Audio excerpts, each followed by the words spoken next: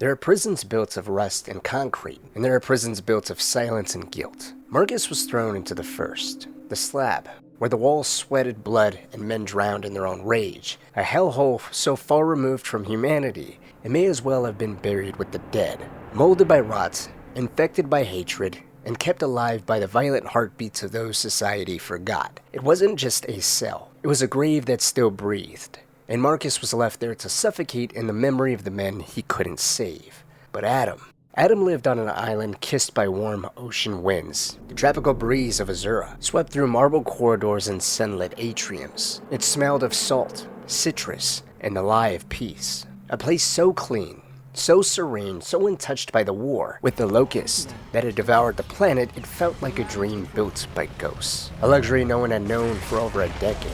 But for Adam, he was no more free than his son Marcus. Because Azura was a prison too, one he helped build.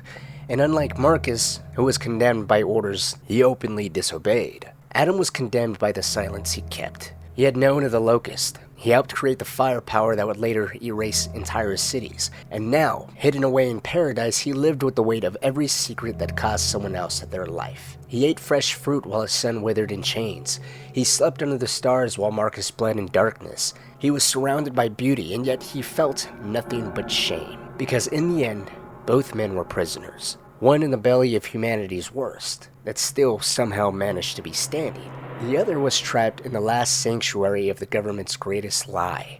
Before we descend fully into Marcus's unraveling in the Slab, we need to take a step back, to a place far removed from blood and concrete. A place so pristine, so carefully erased from history that most believed it didn't exist at all. Azura, an island cloaked in ocean mist and silence. For decades it had stood as the Coalition's most closely guarded secret, a hidden fortress built not just to house the COG's elite, but to preserve its most valuable assets, its thinkers, its weapons, its future. While cities burned and billions died back during the Pendulum Wars, Azura remained untouched, shielded from the horrors of the world it abandoned. It was never meant to be found. It was only ever greeted by those that had proven, through the difficulties of the Pendulum Wars, to be valuable assets, and thus quietly shipped off to Azura, where they were never meant to really leave. And it was that point exactly that was so difficult for Adam Fenix, because it wasn't just a lifeboat, it was a cage. It became a calculated prison sentence, engineered by Chairman Richard Prescott himself. The very man who once toasted peace with a smile was now using Adam like a tool, holding him in silence while the world assumed he was long dead. For years, Marcus lived with that belief, that his father had died during his failed rescue, but the truth was far crueler. Adam was alive, hidden, controlled, kept in line not with chains, but with the guilt of everything he had done. And the weight of that truth shattered something inside Marcus when he finally learned it. Because all that time, every punishment he had endured, every year lost in the Slab, every scar, particularly that famous one on his face, had been part of a quiet game being played behind closed doors. Prescott held the pieces, and Marcus was the leverage for everything. So as we move toward that breaking point, toward the hollowed out version of Marcus that would emerge from the Slab, we cannot ignore Azura. Because while the world saw it as salvation, or rather those that lived there, for the Fenix family it was just another cell. One washed in sunlight, the other buried in shadow, both built on lies.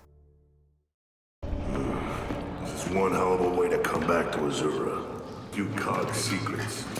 And this island, it has plenty of them.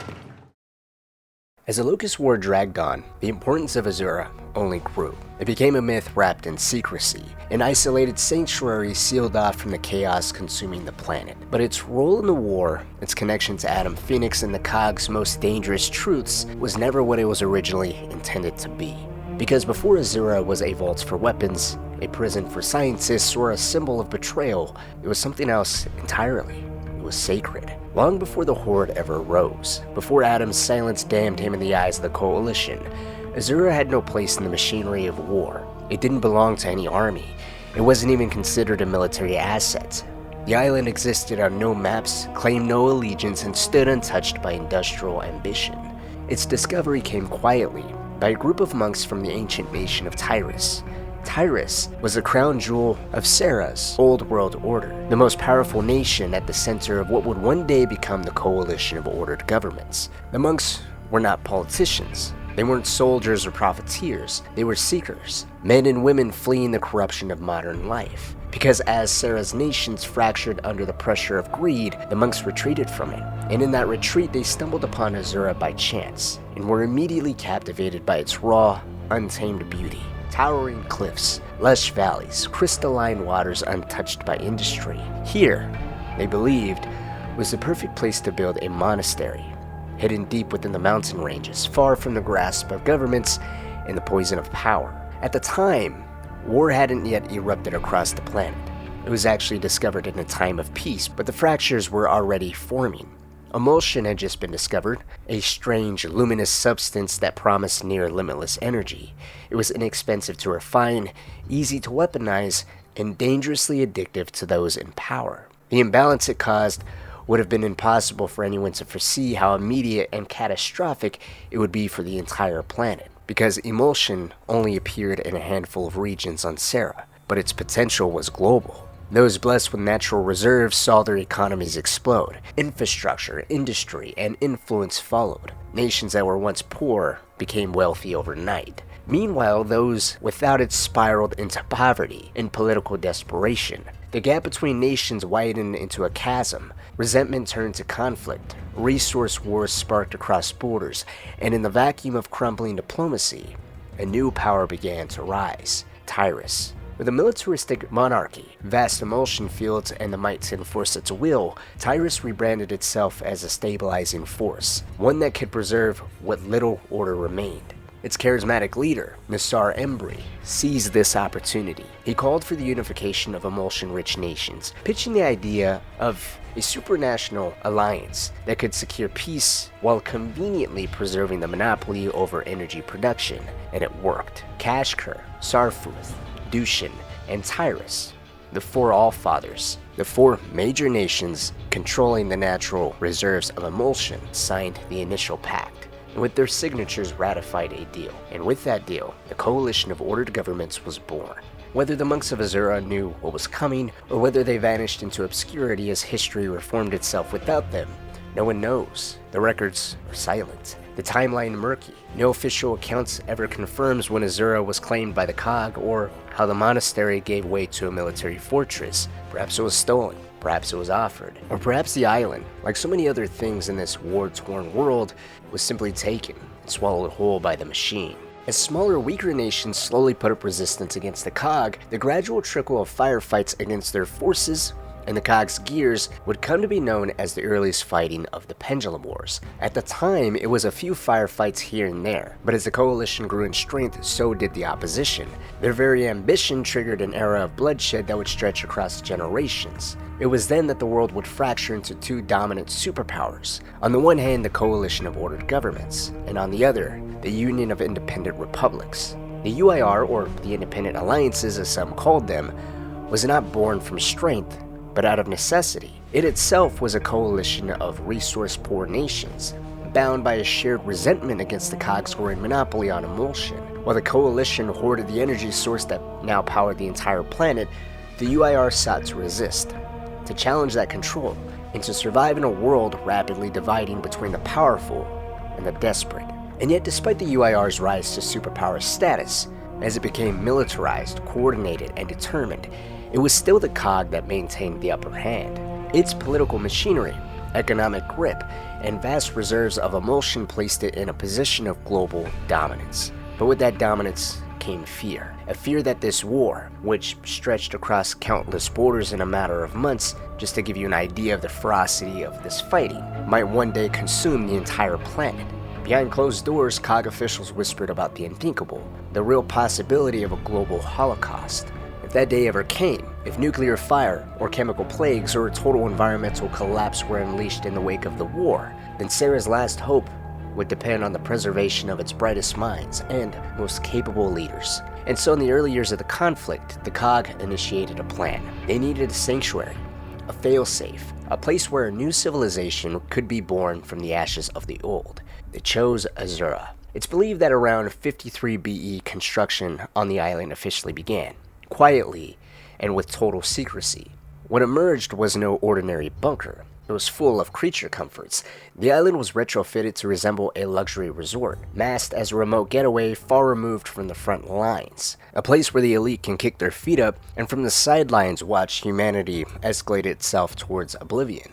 But beneath its beautiful facade, Azura became a fortress. An ark designed to outlast the end of the world. More than a shelter, over time, it expanded and included a hub for critical research. Its isolation made it ideal for projects the public would never be allowed to see, or even know the COG were engaging in them. It was here scientists worked confidently in silence, advancing medicine, experimenting on the earliest cases of rust lung, experimenting with agricultural engineering, developing tools to sustain life should the war bring the world to ruin. It was a vision of survival, engineered beneath crystal clear waves. It was this very research that helped the island become self-sustainable, requiring nothing to be imported or shipped. The people here could go without any wants, boosting its importance and secrecy. Among those scientists that worked here was a man whose name would one day be etched into infamy, Dr. Nio Sampson, a brilliant geneticist. Sampson played a key role in the early development of Azura's scientific infrastructure, but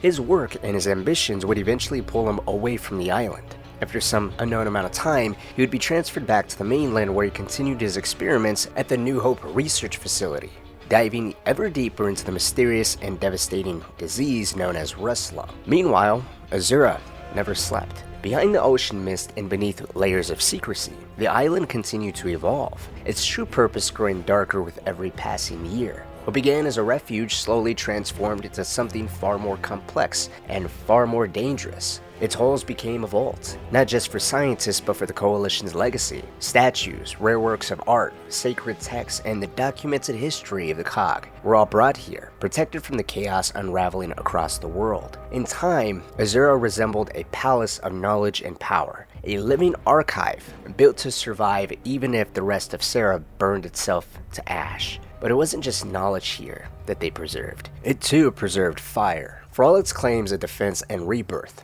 Azura also doubled as a weapons lab, developing tools of annihilation under the guise of safeguarding the future. Among its most terrifying creations was the Lightmass Missile. Predating even the Hammer of Dawn, the Lightmass Missile was one of the first weapons of mass destruction powered by emulsion. Through a process known simply as Lightmass Process, the COG had discovered how to extract nearly limitless energy from the substance and direct it with devastating precision. The weapon was designed to obliterate hardened targets, fracture underground networks, and leave nothing behind but molten ruin. Azura was not just where the Lightmass Missile was built though, it was also where one was fired from. After the Pendulum Wars had officially ended, unrest still remained. A Ghazni mutiny broke out as a final echo of defiance from the defeated Union of Independent Republics. In response, the Coalition launched a Lightmass Missile strike, with this missile originating from the Azura facility. Thanks to this launch, this mutiny was over in a matter of minutes. The rebellion was crushed, and the message was straightforward. The world had changed, but the COG's appetite for domination had not. Out of that missile strike, only one survivor was ever confirmed, a UIR major at the time named Garen Paddock. He emerged from the blast zone, broken, burned, and permanently scarred across his face. His survival wasn't seen as a failure of the missile, but as a haunting reminder of what the Coalition was willing to do, and to others, those that were aware of Azura's existence, of what that facility was becoming. It may have originated as a sanctuary for rebuilding the world, but now it was a fortress, a laboratory, and a throne of quiet tyranny. With its remote location, layered history, and hidden arsenal of scientific and military advancements, Azura was ready for whatever came next. And those who lived on Azura, they were just as insulated as the island itself. By the time E-Day arrived, Azura's staff had long settled into a rhythm of quiet routine.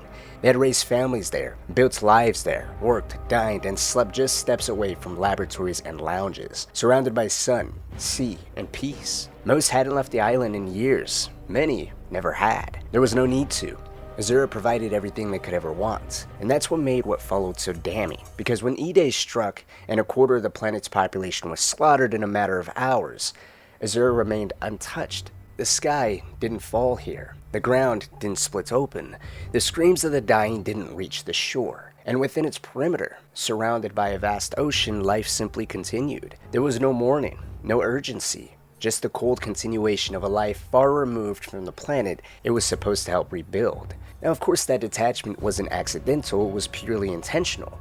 And it was also deeply ironic. The slow, gradual collapse Azura's architects once feared came much faster than expected, and was in part caused by one of their own scientists, who was invaluable in the early build of Azura's infrastructure. In many ways, the Locust War, the very apocalypse Azura was built to survive, was born from scientific ambitions rooted not just in facilities like this one, but in this one specifically. But E-Day didn't break Azura, it only strengthened it. The coalition, growing desperate for a foothold, would double down on its most valuable assets. Azura became a lifeline for the war effort, completely protected as it was surrounded by an ocean, making it impenetrable to an enemy that they believed already had no knowledge of this island's existence. And so scientists were quietly extracted from the mainland in ever-growing numbers. More weapons, more strategies, and more countermeasures were developed in sterile labs while the world continued to burn. They were at least working towards fighting the Locusts, but then things changed. After the death of Chairman Thomas DeYoe,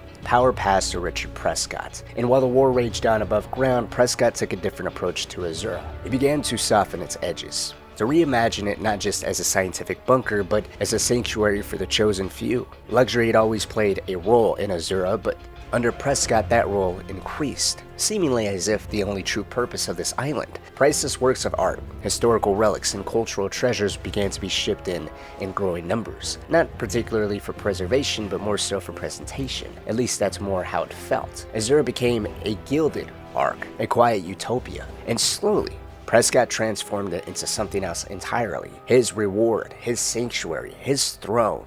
A place for those deemed worthy to wait out the end of the world in comfort. And that's how it remained for roughly 9 years until 10 AE when Adam Fenix arrived. I hear you, Sergeant. Where's that chat you promised me? Where's my goddamn father? The disc! Azura!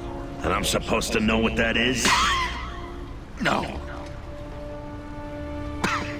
It's a research facility. He's been working there. By the time Adam Fenix arrived on Azura in 10 AE, it wasn't by choice. Unlike the scientists, strategists, and loyalists who had accepted Prescott's discreet offer of sanctuary, Adam was the exception. Possibly the only one brought here under force, without consent, without any warning. And that isolation cut deeper than any wound ever could. Everyone here had known. They had been briefed, prepared, escorted. They chose Azura, aware of what it was and what it promised, the second life, a controlled utopia, a reward for loyalty to the cog, or at least to Prescott. Adam didn't get that choice. Instead, he was greeted in a very different way. He woke up restrained to a hospital bed. His body was broken, having suffered shattered ribs and a concussion. His thoughts were hazy, his memory scrambled. He'd barely survived the Locust assault on his home, the same assault Marcus had abandoned his post to prevent. Prescott was there when he awoke, ready to debrief, to justify, to spin the truth into something manageable. He painted Azura as a necessity, a beacon of survival, a last hope for Sarah's brightest minds. But between the meds, the trauma, and the emotional collapse already brewing inside Adam, none of it landed right. Not at first. For a man like Adam, someone who had stood at the heart of COG Command, the existence of a place like Azura was staggering. The betrayal didn't come with the debriefing, it came with the realization that this had been established without him ever knowing. Something that he hadn't been invited to, that he'd just been forcibly brought to. That was a truth that would take much longer to sink in as opposed to everything else. Because Adam would bring along the very things that would give Prescott the leverage he was after the whole time. He had brought evidence, notes, samples, and classified research packed hastily during his retreat. He had his wife Elaine's journal. He had field data on a strange parasitic mutation, what his own notes referred to as lambency, a name Queen Mira had shared with him. And that was perhaps most damning of all. Adam had carried proof of direct contact with the Locust Queen 5 years before Emergence Day, apparently knowing her on a first-name basis. He had written down her name, he had written down transcripts, and he had secrets no one else on Sarah even knew about. Secrets that Prescott seen as valuable, but not enough to make him free. He wasn't kept in a cell. In fact, he was, quote-unquote, free to walk around the island as he so pleased. But he was painfully aware of a few extra things. Prescott intentionally laid his cards out in front of Adam as a strategic play to show him they were all guilty of their own dark secrets. For Prescott, it was that this island existed. It was protected by the Onyx Guard, a special ops unit within the coalition that had long believed to have been wiped out a few years ago by the Locust. But instead, they were, in fact, reorganized, re-strengthened, and redeployed as the security force of Azura, while Adam and Hoffman were left in the dark about it. Adam was kept quiet because he was seen as too virtuous to bring here, while Hoffman was believed to be great at serving day-to-day operations in the field, and neither one of them was considered trustworthy enough by Prescott to share of Azura's existence. Arguably, that meant Hoffman was treated much worse in his ignorance of Azura because one famous name had been living here for years, General Solomon Bardry. For those that missed the story on the deployment of the Hammer of Dawn, General Solomon Bardry played a key role in it. It was ultimately Prescott's decision to annihilate 90% of the planet, but in the initial meeting, it was Prescott, Adam Fenix, Victor Hoffman, and Solomon Bardry that helped facilitate the successful deployment of the Hammer. General Solomon Bardry gave not only his key to turn on the Hammer of Dawn, but he also supplied a comprehensive and very detailed list on priority targets, which were dense population zones. For the last 9 years, Bardry was believed to be killed. The official reasoning was that he committed suicide after the Hammer of Dawn's deployment, unable to live with himself for his role in killing millions of people. But in truth, he was quietly brought here with his wife, thanks to Richard Prescott. With his death, Hoffman assumed the role of defense chief, and to this day, many people felt Hoffman harbored a sense of guilt for Bardry's suicide. It all made Adam's stomach turn. Everybody mourned Bardry, and everyone felt bad for Hoffman because of that. But who was he to talk? Apart from creating the hammer and pressing the button himself as well, Adam, as far as Prescott saw it, condemned billions to die. Far worse than Prescott's choice to kill the remaining millions. He could have saved them from E-Day, but didn't. He should have died at his home, but he didn't. And now, his son was paying for his father's poor choices. As Adam Fenix was struggling to sit himself up in his hospital bed, Prescott unveiled the remainder of his punishments. Marcus believed his father was killed. Both Prescott and Adam didn't know Marcus that well, but they did know him well enough to understand that he will blame himself for his father's death. Adam had always known his son carried the weight of the world on his shoulders, and Marcus blamed himself for every failure, every death, no matter how far beyond his control it was. And now, because of him, that instinct would become a slow execution. Marcus went AWOL in the middle of a war zone. The punishment was death by firing squad, but it wasn't the bullet that haunted Adam most, it was the guilt. He could picture it already, his son locked in a cell thinking he'd failed, that he hadn't been fast enough, that he hadn't been strong enough, that his father was dead because of him. That unbearable silence would crush Marcus long before any sentence ever did. So Adam begged. He pleaded with Prescott, not for clemency, not even to drop the charges, just to speak with Marcus. Just to tell Marcus that he was alive, that his sacrifice hadn't been in vain, that he hadn't failed. Adam swore he'd never reveal Azura's existence. He understood the stakes. And Marcus always understood and respected Adam's work. He would understand the importance of the secrecy as well. This was just about saving a boy already bleeding out emotionally. Still, Prescott refused. He didn't even entertain the idea. He claimed it was for the safety of Azura. No one could know, not Marcus, not Hoffman, no one. Adam was dead to the world, and that was how it was going to stay. But then came his offer. Prescott, with that cold, calculated detachment, dangled a lifeline. If Adam agreed to resume his work to help solve the lambency crisis, which was a threat even greater than the Locust according to his own suppressed research, then maybe something could be done. Maybe Marcus wouldn't face the firing squad, and his sentence would be commuted, to a degree. It wasn't a promise, it was a leash, but it was all Adam could grasp on. Just one condition: Marcus had to live. And Adam was to receive weekly updates on his son's mental and physical condition. No more silence, no more guesswork. He would not be left in the dark again. He needed to be updated on his son, everything that was actively going on. Because if Marcus died, if the cog let him waste away in a prison cell or lined him up for execution, then Adam would stop. He would burn every file, refuse every order, let the world sink under the weight of lambency. Because his world, even though it never reflected it, was his son. If Marcus dies, Adam dies with him. And so, in exile and secrecy, the broken father began his work, tethered by guilt, fueled by desperation, and haunted by the son he couldn't save. It was always his work my father cared about. His research. He tried to save his work, and I tried to save him. Couldn't blame them for court-martialing me. or for the life sentence. So the war went on while I was rotting in prison.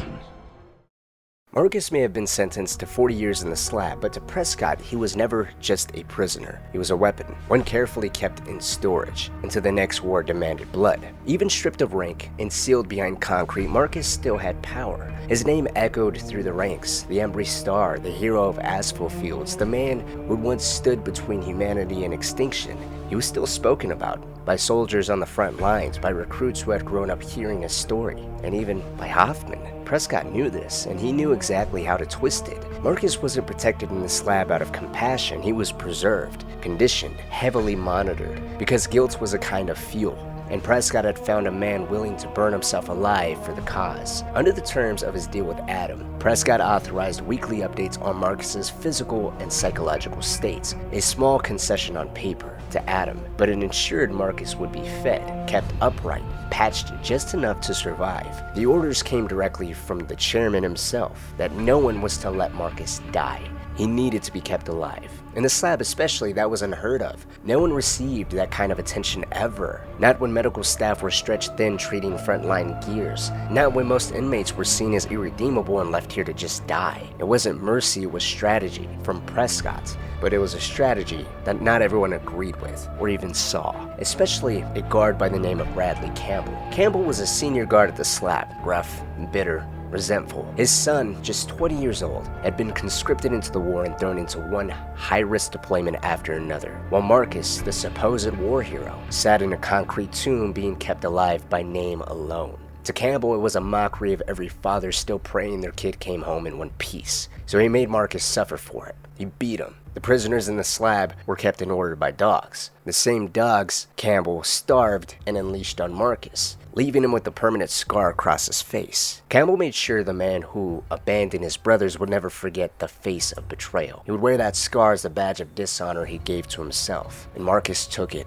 Every punch, every broken rib, every night spent soaked in blood, sweat, and shame. Because somewhere deep down he did agree with all of it. It was a horror Prescott didn't just let him rot in, but he let him fester in it. He watched the guilt consume him, kept him just healthy enough, and waited just long enough because when the time came, he knew Marcus would be useful again. The war was far from over, the locust threat was still growing, and gears were dying by the day. An experienced gear was becoming an extremely valuable commodity, and a war hero, experienced gear like Marcus, who was selfless and more than willing to put his life on the line, especially if he felt like it was atonement. That was a gold mine. And that was what Prescott planned to use, to one day send Marcus on suicide missions, to paint it as atonement. If he died out there, Prescott would lie. He would tell Adam, tell the Cog, or anyone else that asked, whether that be Hoffman, Dom, or Anya, that he did his best. He tried to save the war hero. He'd bury his death under classified reports or tell the world Marcus died a traitor or a hero, whichever best served the coalition's needs, or Prescott's. Because Marcus wasn't just a man to him, he was a myth, and Prescott had every intention of killing that myth at the perfect time.